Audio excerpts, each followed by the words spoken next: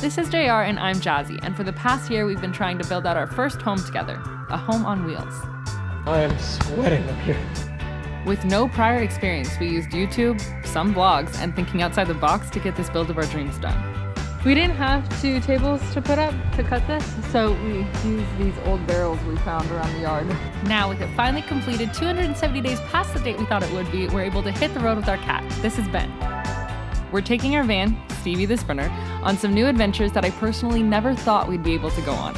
But we both love to try new things, and our motto has always been to at least try it once. So, being based in Southern California and having a little bit of hybrid work freedom, we're pretty confident that we won't run out of new places to see.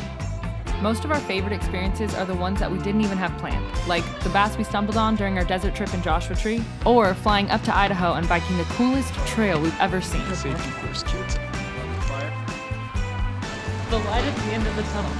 Wow. With a local PB&J sandwich, of course.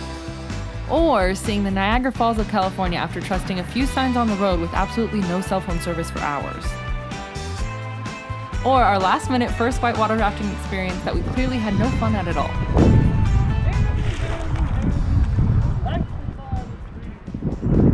We both have your regular run-of-the-mill jobs right now, so in order to keep those jobs, we classify ourselves more as the weekend traveler type. And by that, I mean travel and work by day, sometimes in the back of the van while someone else is driving, and relax somewhere new at night so that we can wake up to a view like this in the morning with a coffee in hand.